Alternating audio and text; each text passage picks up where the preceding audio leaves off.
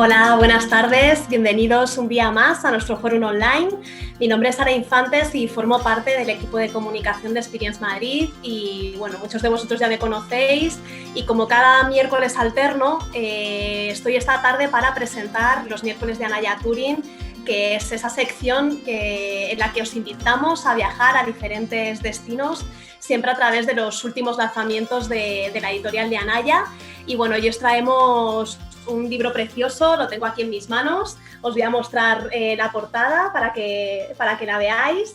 Es El Camino de Santiago, Acuarelas de Viaje y bueno, forma parte, es el último título de la colección de acuarelas de viaje de la editorial y bueno, lo que os vais a encontrar en su interior es un recorrido por uno de los itinerarios más míticos y más característicos del Camino de Santiago, que es el Camino francés y bueno, ¿quiénes mejores para guiarnos por este recorrido que los propios autores de la guía? Ellos son Antón Pombo, es historiador, escritor de viajes y bueno, especializado en la ruta jacobea, y también estará con nosotros Zacarías Cerezo, que es pintor y bueno, el artista acuarelista de hacer estas maravillas que nos vamos a encontrar en este libro. Y también estará con nosotros Esther García. Ella es filóloga y bueno, editora del grupo Anaya y realmente pues la encargada de gestionar y de coordinar pues que todo el trabajo que conlleva el producir libros tan maravillosos como este. Y bueno, que yo creo que ellos tres ya están por aquí, a ver si podemos verles. Buenas tardes. Buenas tardes. Bienvenidos. Hola Sara, hola Antón, buenas tardes. A ver, Esther, si te podemos ver y oír, vamos a hacer Hola, la Esther. prueba. Hola. Bueno, pues muy buenas tardes a los tres, bienvenidos. Antes de nada, daros las gracias por estar esta tarde con nosotros y bueno, pues por elegir este espacio virtual para presentar este libro tan bonito. Y bueno, yo la verdad es que no me quiero enrollar mucho porque sabéis que no tenemos mucho tiempo y no quiero robar minutos a vosotros que sois los protagonistas, pero sí que me gustaría explicar brevemente en qué consiste la dinámica de la presentación. Y bueno, yo ahora desapareceré, pero estaré muy atenta a la presentación y también a todos los comentarios y preguntas que quieran dejar los espectadores en el chat que tiene la propia aplicación de Zoom habilitado, ¿vale? Lo vais a encontrar en la parte inferior de vuestras pantallas, hay un icono donde pone chat. Si pincháis ahí, podéis dejarnos por escrito pues esos comentarios y esas preguntas que queráis que yo le traslade luego a los invitados al final de la presentación. Entonces, bueno, también antes de estar escondida entre bambalinas, me gustaría dejaros con un breve vídeo para que vayáis conociendo un poco lo que se muestra en el interior del Camino de Santiago, Acuarelas de Viaje, y para poneros los dientes largos. Así que, bueno, pues nada, dentro vídeo y yo volveré dentro de un ratito, ¿vale? Así que nada, que disfrutéis del viaje.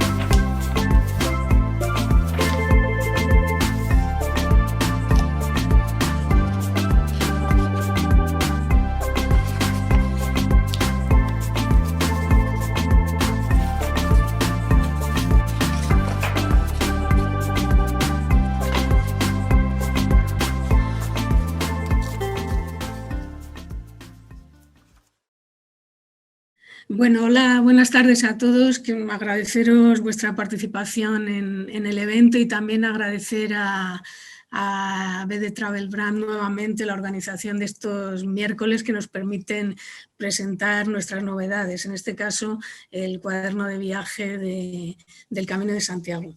Quería también recordar y agradecer a mis compañeros de edición y de producción la participación en este proyecto. Algunos sé que están entre los en el chat, los estoy viendo. Sin su participación esto habría sido imposible. Prueba de ello son yo creo que son más de 150 imágenes, entre 150 y 160 imágenes las que han sido tratadas y han significado un trabajo muy laborioso y muy minucioso. Bueno, antes de dar paso a Zacarías y a Antón para que os hablen del cuaderno de viaje, voy a leeros un breve texto introductorio. Siempre que publicamos un nuevo título en esta colección, me gusta escribir un texto porque creo que refleja lo que a lo largo de los meses que ha llevado el proceso de creación son lo que las acuarelas y los textos van dejando en mí, es decir, es un poco como la huella o la impronta de lo que en ese tiempo han dejado en mí, ya digo, las acuarelas y los textos de cada título, en este caso del Camino. Bien. El próximo viernes 13 de noviembre se celebrará en toda España por 10º año consecutivo el Día de las Librerías. Hoy, que vivimos constreñidos por un desconocido agente tan microscópico como mortífero, los libros son más que nunca una ventana abierta a la evasión y a la imaginación de los lectores. Hoy más que nunca los libros se comportan como aldabas que llaman a nuestras puertas para que las abramos por igual de par en par a la razón y a la pasión.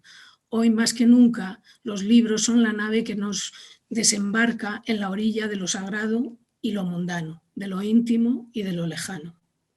Zacarías y Antón y Zacarías, al unísono, han hecho de este cuaderno de viaje ventana, aldaba y nave para los lectores. Sin ellos, dos peregrinos impenitentes, este libro no sería el camino que es.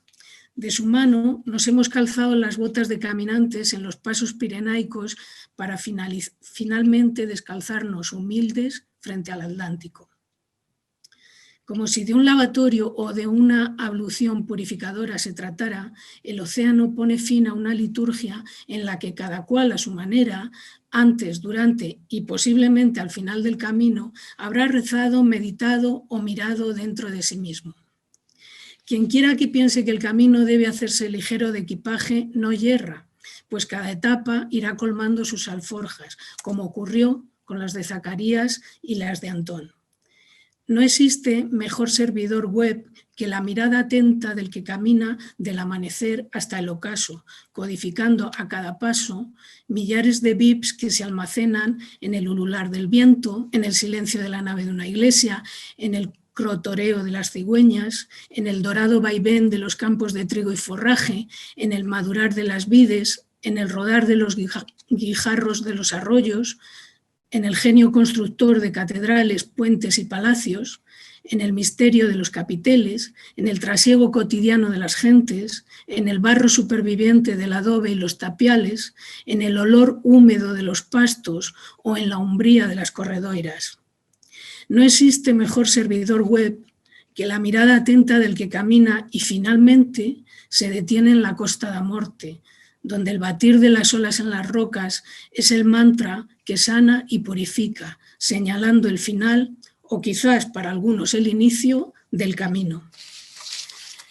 Bueno, y ahora quiero ya dar paso a los auténticos protagonistas de este cuaderno de viaje, Zacarías y Antón, para que os comenten sus impresiones, las sensaciones que han tenido a lo largo del proceso de creación del cuaderno, las anécdotas que les han ocurrido, cómo fueron los primeros contactos. Y intervenid en el orden que queráis vosotros mismos y vamos comentando en estos minutos que tenemos por delante. Muy bien. ¿Empieza Antón? No, maestro, por favor. Bueno, yo, como has dicho tú también, efectivamente, Esther, es un trabajo de equipo y todos vamos poniendo nuestro oficio para que el libro realmente haya resultado pues tan redondo, ¿no? tan bien editado. Para mí esto es un largo proceso que ahora pues se culmina, ya tenemos el libro en las manos, ya la gente lo está comprando, muchos amigos me mandan sus fotos y me lo comentan y realmente ya el libro ya les pertenece a ellos.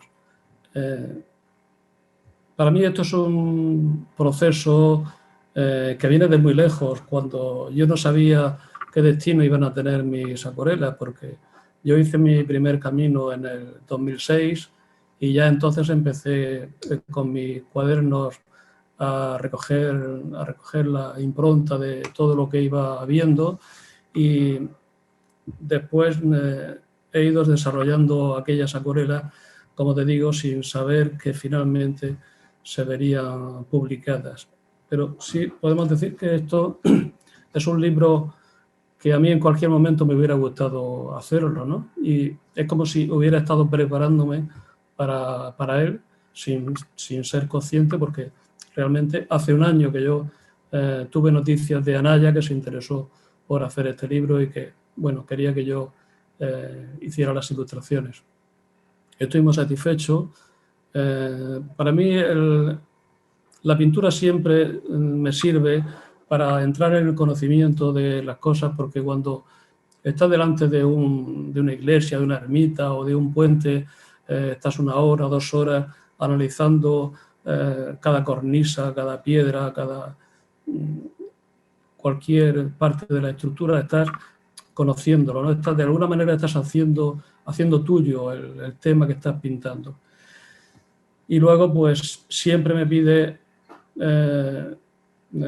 el documentarme sobre qué es lo que he pintado para saber más, y digamos que cuando yo lo llevo al blog, llevo también un bagaje de conocimientos que voy adquiriendo, y cada vez cuando se trata del Camino de Santiago, que es el caso, pues cada vez lo vas conociendo mejor y lo vas amando más y te vas pidiendo más, y se convierte como en una obsesión, ¿no? Entonces no he dejado de pintar desde entonces el Camino de Santiago. Lo que he hecho ahora pues ha sido, pues, en coordinación contigo y con Antón, pues completar esas acuarelas que tenían que estar, porque queríamos construir un guión y un relato que fuera coherente entre nosotros, ¿no? Y bueno, el Camino de Santiago no tiene límites. El patrimonio que ha ido acumulando a lo largo de los siglos y de la historia es inmenso y da para muchos caminos. Y bueno, y si luego hablamos pues del camino primitivo, del camino portugués, realmente queda para mucho. Yo creo que estoy conectado de alguna manera, y desde que entró en el camino, en mi pintura, yo creo que entró para quedarse, para permanecer. A ver qué nos cuenta Antón. Bueno, pues gracias, Esther, por esa presentación tan bonita que has hecho, que has citado además mi tierra, la Costa da Morte, donde vivo, ¿no? Por la que pasa también el camino, ¿no? El único camino que no va a Santiago, sino que llega desde Santiago, ¿no? Has dicho otra cosa muy importante también, que, bueno, por mucho que se repita y por obvia que parezca, es necesario tenerla presente, como aquella canción que hizo famosa Amaral, ¿no? De sin ti no soy nada. Pues nosotros no somos nada, ni Zacarías, ni yo, ni Esther, ni nadie de los que trabajamos en el mundo de la escritura o de la edición, sin los lectores, ¿no? Y los lectores, por lo tanto, para nosotros son fundamentales, porque le dan la proyección a lo que escribimos o a lo que pintamos o lo que hacemos de vida, y en la justa medida que el público quiera. Creo que escribir sobre el camino es algo que tiene que estar relacionado siempre con experiencias, ¿no? Entonces, he escrito muchas veces guías, artículos, estoy continuamente actualizando las guías de Anaya, pero hacer un libro con textos que acompañan a pinturas, a acuarelas, es un concepto completamente distinto.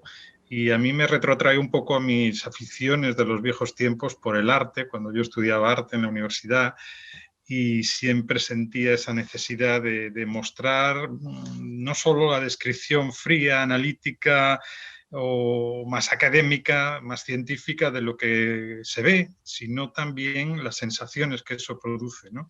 Sin llegar al mareo o a las palpitaciones como le ocurrió a Stendhal en Florencia, ¿no? Pero es realmente hermoso poder acercarme al camino de una forma nueva, como es a través de unas imágenes, a través de unas acuarelas, de una creación artística, y poder también desarrollar un discurso que acompañe a esas pinturas, desde luego mucho más literario, menos práctico, menos frío, y más de concepto de autor, de impresiones, de sensaciones, de recuerdos. Y además todo esto lo he unido a un reciente viaje por el Camino francés, para refrescar todos los lugares que aparecían en las imágenes, y sobre todo aquellos que no tenían pues una idea muy clara de lo que se podía decir sobre ese tramo, sobre ese lugar, pues aprovechar ese viaje para implementar nuevas sensaciones, porque el camino, por muchas veces que se haga, y el Camino francés realmente ha sido mi escuela desde que empecé la primera vez a hacer el camino en los años 80, lo he recorrido muchísimas veces en bicicleta, a pie, o para actualizar tramos concretos con el coche, y creo que es la gran escuela, todos los tópicos que se han dicho sobre el Camino francés, la calle mayor de Europa, el Camino de las Estrellas, el Camino de Carlomagno, el Camino de la épica, de Castilla, de la meseta, del arte medieval, del románico, del gótico, de las catedrales. Bueno, todo eso está recogido en el libro, y creo que luego podremos hablar más en detalle. Yo recuerdo que cuando estábamos iniciando un poco la estructuración, Antón insistía muchísimo en que teníamos que comenzar el camino en territorio francés, ¿no? Y yo decía, no vamos a tener espacio para meterlo todo, va a ser muy difícil, porque es que si en otros casos siempre digo lo mismo, que nos faltan páginas para poder dar una visión completa del destino que queremos, en este caso muchísimo más. Entonces, ahí fuimos incorporando esas etapas que nos insistía Antón, porque pensaba que era muy importante. Yo quería también que explicaras por qué crees que es tan importante empezar el camino ahí y no empezarlo en territorio ya español. Bueno, es cierto que el comienzo es una convención actual, desde que se recupera el camino en la época contemporánea, pues claro, no se podía decir como antiguamente comienza el camino en tu casa, porque no había caminos marcados para llegar. Hoy en día sí que los hay, lo que no hay es tiempo para hacer grandes recorridos, a lo mejor desde Centro Europa o desde lugares muy alejados de la meta, ¿no? Pero sí me parece importante ese guiño, aunque solo sea una pequeña aproximación al sur de Francia, para indicar que el camino no empieza en los Pirineos, como muchas veces pensamos, ¿no? El camino, por supuesto, empieza desde el modo tradicional, cada uno lo comienza donde vive o donde quiera, y luego se va encauzando por los ejes viarios principales, que ya son históricos y van a Compostela. Entonces, esa idea internacional, porque el Camino de Santiago ha sido un fenómeno internacional desde su nacimiento, fue concebido con proyección internacional desde los orígenes, no fue un fenómeno local que luego creció como algunos pretenden hoy en día demostrarnos, sino todo lo contrario, nació con vocación internacional, global, vamos a decirlo. Y es bonito demostrar que el camino efectivamente no comienza en Roncesvalles, no comienza en Jaca, en Somport, sino que viene de muchísimos ejes viarios principales y ramales secundarios que forman una gran trama que ocupa pues, prácticamente todo el continente europeo, incluidas las islas, a partir de las cuales había pues, posibilidad de embarcarse y llegar a los puertos cantábricos o a los de Francia, etc. Aunque solo sea unos pequeños guiños, que aparezca Saint-Jean-Pied-de-Port, que aparezca el Valle de Aspe en el ramal también muy importante de Aragón, por la parte francesa, en el Béarn, pues es ese guiño a la internacionalización del camino, a la realidad global del camino.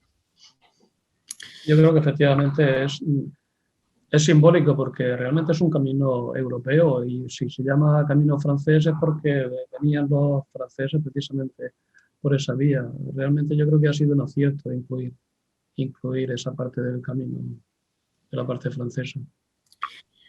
También quería preguntarte, Zacarías, has comentado que tú incorporaste el camino a tu pintura desde hace mucho tiempo. En las acuarelas se ve porque pertenecen a periodos distintos, ¿no? Sí. Quería preguntarte,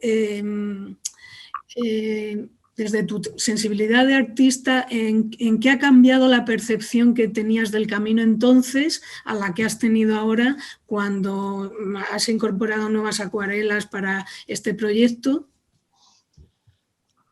Bueno, aparte de que he evolucionado, como tú dices, porque se nota, por lo menos, digamos, los que tienen conocimiento, están habituados a ver pintura, verán que algunas acuarelas, efectivamente, bueno, es la misma línea de trabajo, pero siempre en 14 años hay una evolución. Bueno, el Camino de Santiago ha cambiado y Antón lo sabe.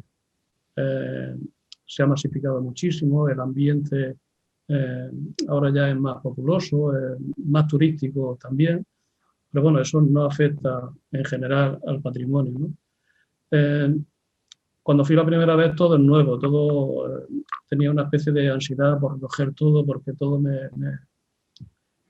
los pintores tenemos esa percepción que es todo muy, muy visual, todo queremos llevarlo al blog, ¿no? Y entonces, posteriormente lo que he ido ha sido seleccionando. Incluso luego ya he hecho viajes a lugares determinados en los que he querido estar y reposadamente me he interesado pintar. Ya he ido con más información y he ido por cosas que me interesaban. Es decir, que poco a poco has ido despojándote, como si dijéramos, de elementos, ¿no?, en tus acuarelas.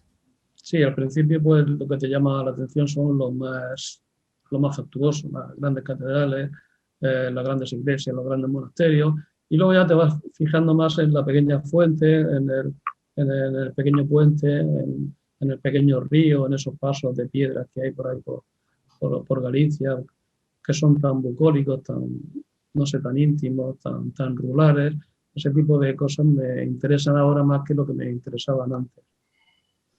Y bueno, al final todo va arropando y todo va completando ese recorrido. En el libro hay algunas recogidas, se ve también pues, la Catedral de Burgos, la Catedral de León, la de Jaca, la de Santiago, pero luego también están reflejados la pequeña escultura, la pequeña imagen de la Virgen, el cruceiro, ese tipo de cosas ahora me interesan más que antes. Porque realmente también dicen mucho del paisaje, de la gente, de ese arte rural que la gente pues ha ido, digamos, componiendo en su pueblo, ese patrimonio a lo largo de los siglos, o el hórreo, ese tipo de cosas. Es como una especie de acercamiento. Ahora me interesa más el detalle, me acerco más a las cosas. Más que no me interesan mucho los grandes paisajes, me interesa a lo mejor una casita con un hórreo, algo más íntimo. En eso creo que he evolucionado también.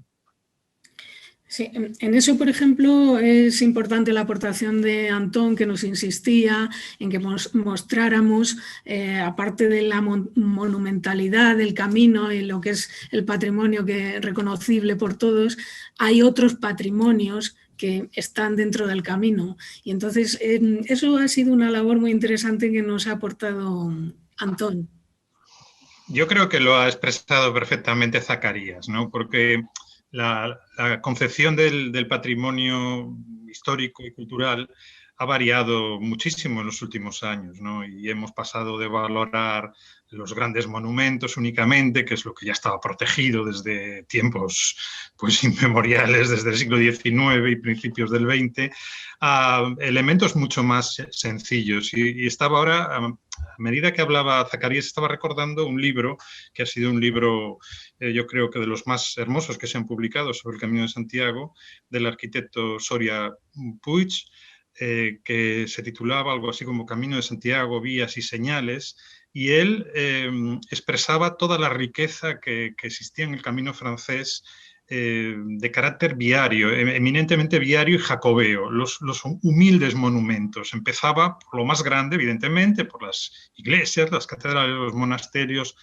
los hospitales de peregrinos, algunos grandiosos como el Hospital del Rey de Burgos, como el del los Reyes Católicos en Santiago, pero luego iba descendiendo a otros elementos de piedad o para franquear el paso, para facilitar la experiencia peregrinatoria, como podían ser pues, las ermitas, los humilladeros, los cruceros, los puentes, los pasos de invierno que había al lado de los caminos cuando se inundaban para poder circular sin problema y que las caballerías o el ganado fueran por el propio camino encharcado, y cantidad de elementos, entre ellos, bueno, los muros de piedra, que en las pinturas de Zacarías aparecen muchísimas de estas corredoiras con gostras gallegas que van perfectamente enmarcadas con sus muros de piedra, los caminos antiguos, los caminos reales, las calzadas. Pues todo eso forma parte del patrimonio. Hoy en día aún cuesta trabajo creerlo porque, claro, se respeta muchísimo las grandes construcciones, el patrimonio edificado, que es lo que visualmente y culturalmente también nos entra primero. Pero todo lo demás forma parte del camino y sin todo lo demás, sin lo humilde, el camino no sería lo que es, se perdería gran parte de la... Soria Puig ponía un símil muy bonito, y es que en el camino es como un rosario formado por una serie de cuentas. Las cuentas son los elementos más significados, pero luego hay un hilo que une esas cuentas, y el hilo es tan importante como las cuentas, porque sin el hilo las cuentas se caen y quedan sin sentido, no son inteligibles el conjunto.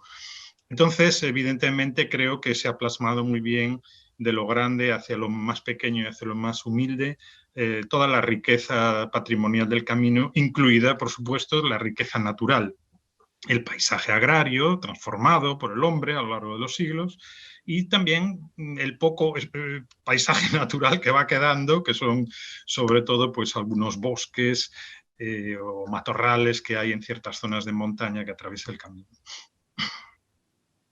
Sí, Zacarías, que es un gran paisajista, en algunas de sus acuarelas se ven bien. Hay árboles que realmente parece que puedas meter los dedos dentro y recoger las hojas o dentro de las ramas, ¿no? Tienen un gran detalle a la hora de representar la naturaleza, y eso es importante también. No sé si siempre has sido aficionado al paisaje o te ha llevado a él los años o... Sí, yo soy fundamentalmente paisajista y vivo en una tierra donde tenemos mucha luz, superabundancia de luz. Entonces, mi pintura tiende siempre al impresionismo, pero también tengo mucha influencia barroca, quizá por haber nacido y por vivir aquí en Murcia, que es una tierra muy barroca. Entonces, eso se traslada a la pintura en el sentido, la dirección, en que pinto con mucho detalle. Entonces, en mis pinturas queda poco espacio en blanco. Quiero decirte, si pinto un árbol, yo no pinto una masa verde, sino que procuro, si es un roble, que tenga la estructura de un roble. Si es un castaño, cuando tú lo veas tienes que identificarlo como castaño.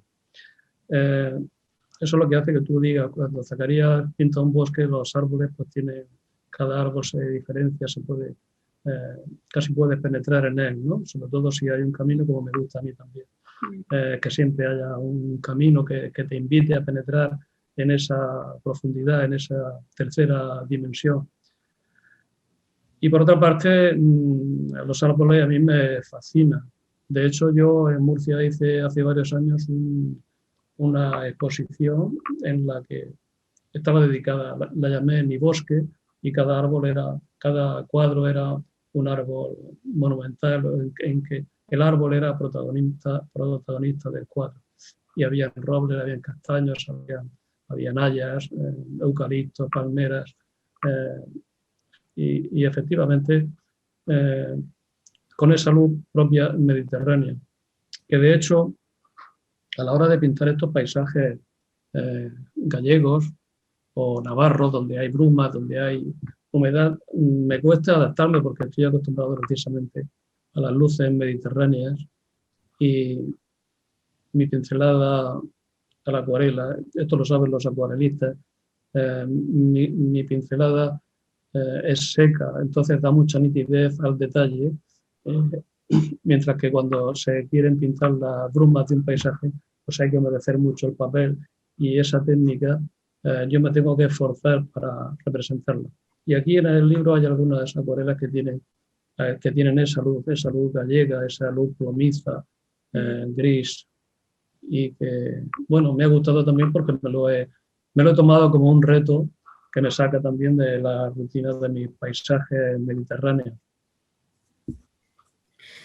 Quería preguntaros a los dos, ahora en los tiempos estos tan peculiares que vivimos de la pandemia y los condicionantes y también la corriente esta del slow aplicado a todo, ¿cómo creéis que encaja ahí el camino? ¿Hay alguna transformación? ¿Ir a otro tipo de gente? En fin, ¿cómo lo veis los dos?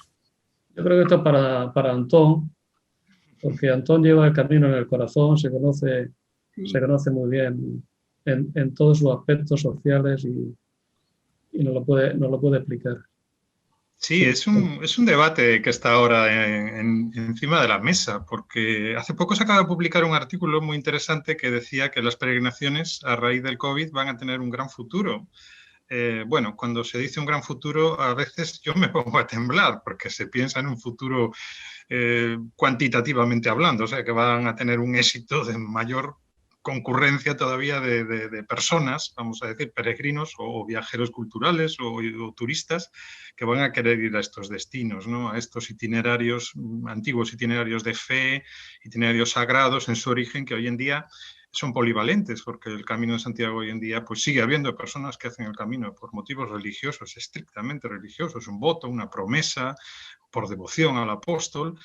Pero también hay personas que hacen el camino pues, por otros motivos muy diversos, ¿no? Reflexión personal, deportivas, culturales, como terapia, que está muy de moda en ciertos países como Estados Unidos, a raíz de la película The Way.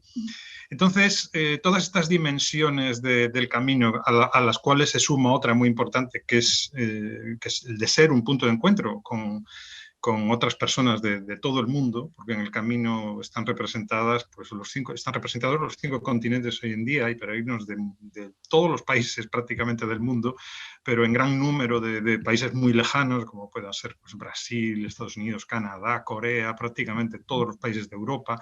Últimamente están llegando muchísimos rusos al camino, muchísimos chinos también, Taiwán, Hong Kong sobre todo, y también de China continental. Entonces, tenemos una amalgama cultural y eso es importante también para relativizar nuestras convicciones y nuestras propias creencias, relativizar a veces el eurocentrismo, el occidentalcentrismo en el que vivimos, ¿no? Entonces, es muy posible que el COVID acelere ciertas tendencias que ya estaban funcionando, ¿no?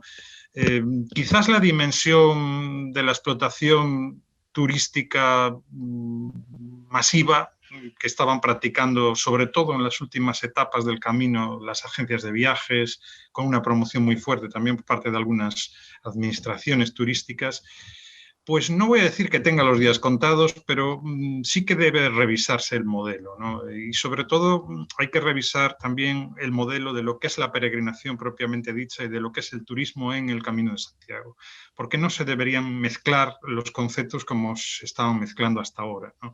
Que el que no hace el camino como peregrino o no se siente peregrino, pues lógicamente no debería de ir a los albergues de peregrinos o debería tener respeto por las tradiciones de alguna manera, no exigir derechos de peregrinos si él no lo es realmente, si está haciendo un aprovechamiento pues, rápido o de consumo rápido, como diríamos, ¿no?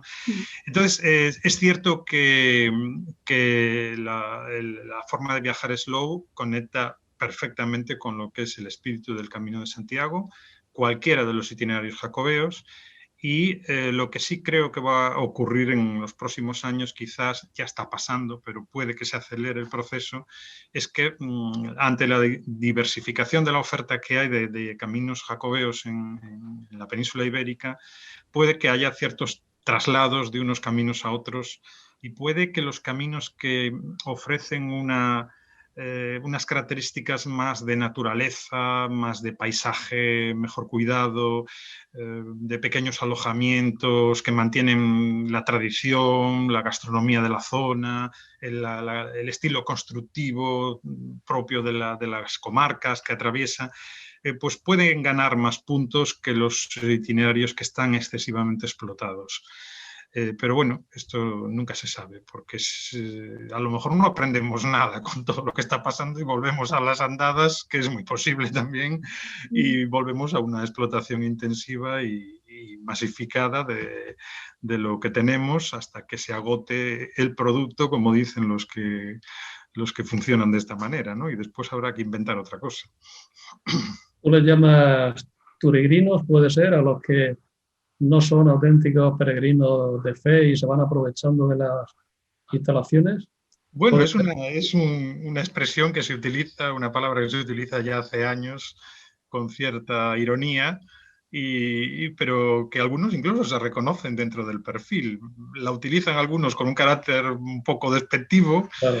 Pero es cierto que el turigrino pues, debería ser un estadio intermedio entre lo que es un turista y un peregrino. Lo que pasa es que definir hoy en día lo que es un peregrino es bastante difícil, entonces lo que es un turigrino es más difícil todavía, ¿no? Pero bueno, cada uno en el fondo sabe más o menos por dónde está en el espectro de amplias posibilidades que hay para hacer el camino. Y también es cierto que una vez que uno está en el camino y si le dedica tiempo, va evolucionando su forma de entender el camino y no es el primer turista que llega a Santiago después de unas cuantas jornadas y se siente plenamente peregrino. Entonces la transformación también existe dentro de la propia experiencia de la peregrinación. ¿Y el auténtico peregrino sería ese que va a Santiago andando y vuelve también andando a su casa? Bueno, hoy en día lo de volver andando, es cierto que cada vez hay más gente que regresa también, hay que tener mucho tiempo. Sería lo coherente, ¿no? Eso es una peregrinación historicista, o sea, hacer lo que se hacía pues hasta el siglo XIX, en que no había medios de comunicación más rápidos como el ferrocarril a partir del XIX. Bueno, había las diligencias, pero eran caras y no todo el mundo podía permitirse pagar las tarifas. Es una forma bonita de hacer el camino, ir y volver por el mismo itinerario, muy, muy distinta además, porque el regreso es completamente distinto a la ida. Aunque pasa uno por los mismos sitios, el paisaje cambia porque lo está haciendo en el sentido inverso y es completamente distinto. Se dice que el peregrino ya no es el mismo, ¿no? Una vez que ha llegado a Santiago. Efectivamente, eso es lo que debería ser la manera de hacer el camino en el modo tradicional, que en Santiago uno, pues, en teoría alcanza una sabiduría, un conocimiento que ha acumulado a lo largo del camino, que está lleno de símbolos y de experiencias enriquecedoras, y a la vuelta, pues en teoría, es un peregrino que regresa en plenitud y con más sabiduría y más conocimiento. Una curiosidad que tengo, Antón, así dentro de este contexto religioso, desde tu punto de vista, ¿cuál es el mayor sacrilegio que se ha hecho en el camino? La lista es tan grande que no sabría por dónde empezar, ¿no? Hay muchísimos y casi todos son recientes, además.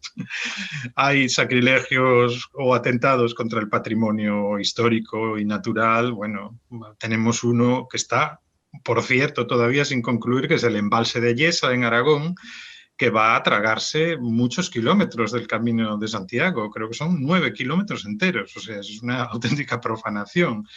El camino están proliferando las vías de alta capacidad en sus cercanías, sus proximidades. Ahí está San Juan de Ortega con la futura autovía que va a pasar muy cerca, los parques eólicos, explotaciones mineras que están solicitando para... Bueno, en fin, hay muchísimas del pasado, del presente y algunas en el futuro próximo. Pero hay otro tipo de atentados que son más bien ataques directos a la peregrinación tradicional, como puede ser, por ejemplo, la concesión de la Compostela solo por hacer 100 kilómetros. Es una pequeña batalla que tenemos ahí montada desde las asociaciones jacobeas. en concreto desde la Fraternidad Internacional de Amigos del Camino de Santiago, a la que pertenezco, que se debería pedir a la gente que se plantee hacer el camino con más distancia. Y al respecto, simplemente una curiosidad. Ayer estuve en un live, en un Zoom también con las asociaciones brasileñas, muy participativa, porque los peregrinos que vienen de lejos tienen mucho más entusiasmo que nosotros, los que vivimos en España, que lo tenemos más cerca y lo valoramos menos, ¿no? Esto ocurre con todo. Y ellos decían, claro, para nosotros es muy caro el viaje desde Brasil a España y por supuesto, si vamos para hacer el viaje de nuestra vida, la experiencia de nuestra vida, un camino largo, mínimo un mes, y preparado con tiempo y muy metido en el corazón antes de salir con una gran emoción porque se va a hacer el viaje de la vida. Claro, nosotros lo tenemos al lado y decimos, bueno, hay un puente, hay un fin de semana, me acerco al camino 2 días, me acerco 3 días y hago unas etapas, bueno, ya haré el resto cuando pueda. Pero eso no es el camino, eso es hacer senderismo en el Camino de Santiago.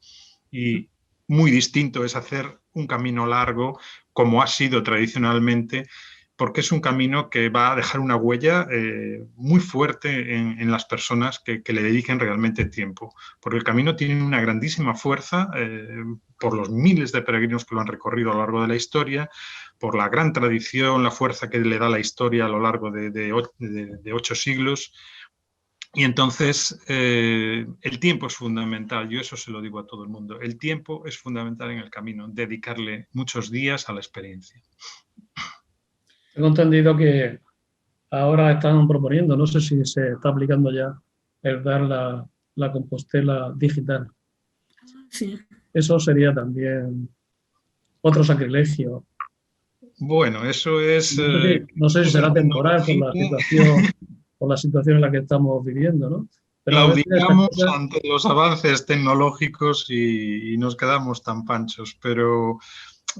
el valor del camino es ese, es la distancia y el tiempo. Si no, no tendría ningún sentido hacer el camino porque hoy en día podemos llegar en avión al aeropuerto de Santiago, bajamos en autobús o en taxi y estamos en la catedral y ya está.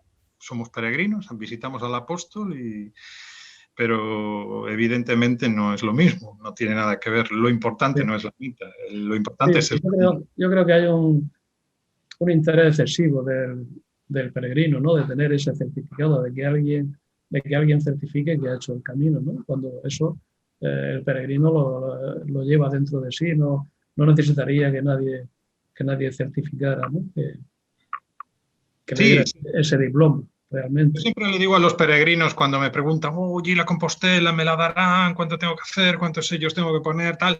Yo les digo, mira, tienes otro recuerdo que es mucho más bonito que el de la Compostela, que es la credencial. Ahí está todo tu camino, paso a paso, con los sellos, los sitios por los que has pasado. Un tesoro. Sí. Las dos están recogidas en las acuarelas, la Compostela y la credencial. Ahí están. Zacarías al principio decía que eran entre 150 y 160 imágenes las que aparecen en esta edición. Quería preguntarte, ¿hay alguna que especialmente por el momento en el que la has pintado, por alguna anécdota que te haya ocurrido o algo que tengas un especial recuerdo de ella o de varias? Pues seguramente Roncesvalles, porque fue la primera que hice en aquel viaje del 2006 y fue un lugar que me conmovió por la belleza del paisaje, que había bastante bruma también, es lo que he comentado antes, por la belleza, pero también por la carga que tiene histórica y patrimonial y espiritual el lugar. Cuando llevas ya esa información y sabes a dónde vas y sabes la importancia de un lugar así, de alguna manera pintas ya condicionado por ello y te deja huella. A mí todo lo que pinto me deja una huella, o sea, yo cualquier pintura que veo que puede ser muy antigua, recuerdo perfectamente dónde la he pintado, si hacía calor, si hacía frío, si hacía... me acuerdo de lo que haya sucedido en su entorno y bueno, he pintado miles de acuarelas. Todas las acuarelas te dejan un pozo, te dejan una huella. Pero efectivamente hay algunas que que te marcan más que otras. Aquel viaje fue muy importante para mí. Entonces, aquel inicio, la primera acuarela en el blog, en fin, fue muy, muy emocionante. Roncesvalles. Roncesvalles. Sí. Bueno, no sé si queréis añadir alguna cosilla más. Yo creo que vamos, no lo sé, ya en el tiempo o no. Así que os ceo todos los minutos. Bueno, aparezco por aquí. Una charla, la verdad es que muy interesante y bueno, me gustaría haceros algunas preguntas, algunas que han dejado los espectadores. Juan Manuel Hernández nos dice lo siguiente. Dice, al recorrer el camino de Santiago, cada uno en su papel, estaba para Antoni y para Zacarías, como pintor y como narrador. ¿Qué creéis que os ha emocionado más? ¿Las sensaciones experimentadas ante los sentidos desde la propia percepción tenida o el imaginarse las de los personajes históricos singulares que os han precedido y sobre cuyas huellas pasadas vosotros habéis ido caminando? En algún momento, disculpad, ¿en algún momento os habéis deseado poneros en la mente de esos predecesores o personajes de la historia a lo largo del camino? Bueno, yo nombraba antes Roncesvalles porque es realmente un lugar singular, pero un lugar cargado de historia y que todos hemos leído una serie de historias que han marcado la historia de España y el devenir de la cristiandad y de la civilización. A mí esas cosas sí que me pesan a la hora de pintar. Yo sé que estoy pintando, no estoy pintando una ermita cualquiera, estoy pintando un templo muy importante y sí que me condiciona.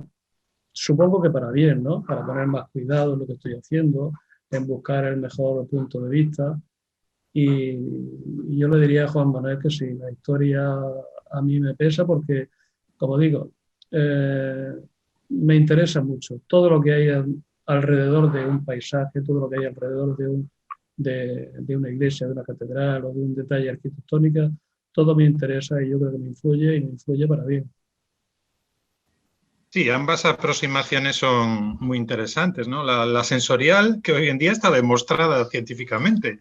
Incluso hubo un congreso en Burgos médico que demostró, no solo en el Camino de Santiago, sino en cualquier experiencia a lo largo de la naturaleza, de itinerarios largos, que la percepción sensorial se desarrolla a lo largo del tiempo una vez que uno pasa mucho tiempo caminando por campos abiertos, por el medio del campo o de los espacios exteriores.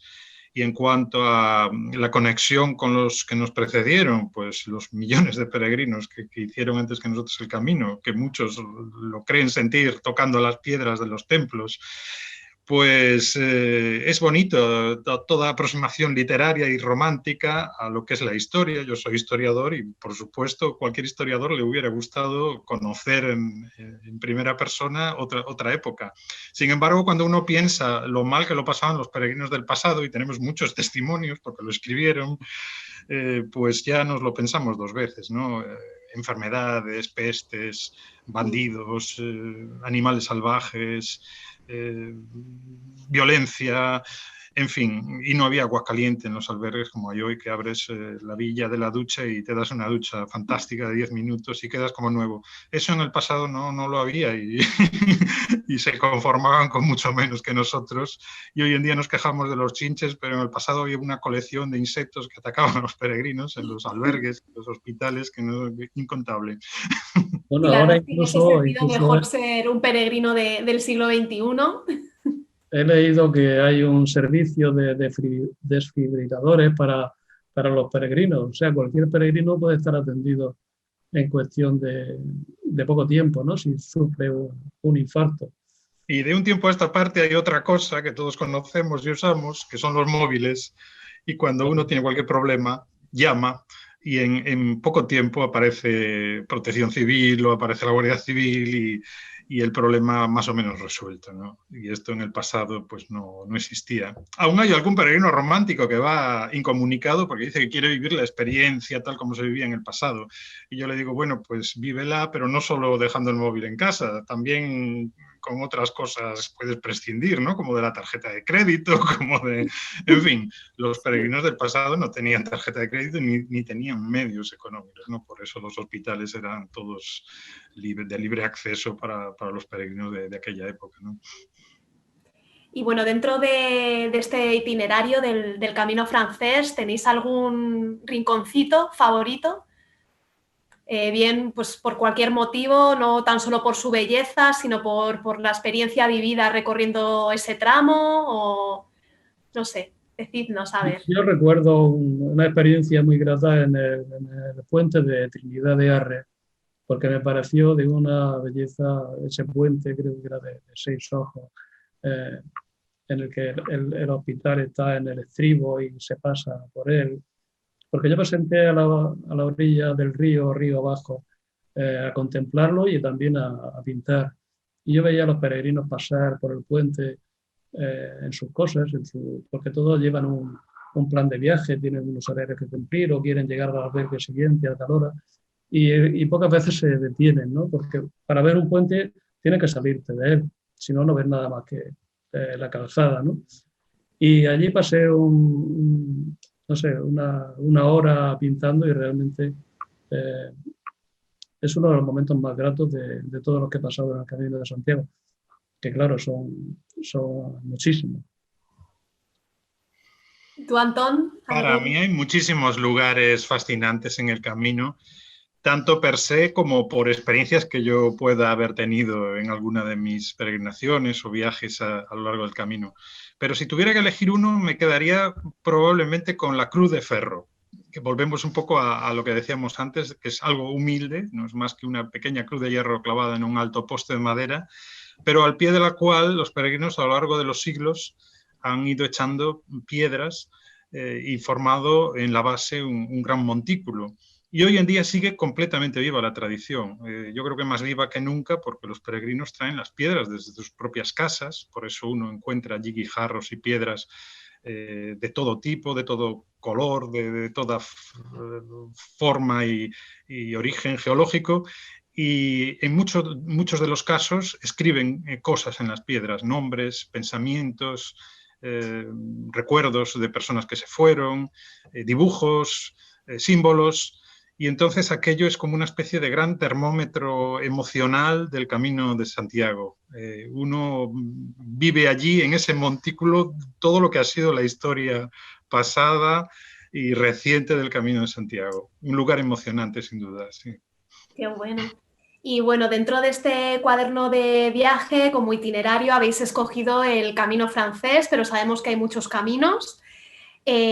¿Por qué motivo lo habéis hecho? ¿Y idea de hacer otros cuadernos de viaje con esos otros caminos del Camino de Santiago?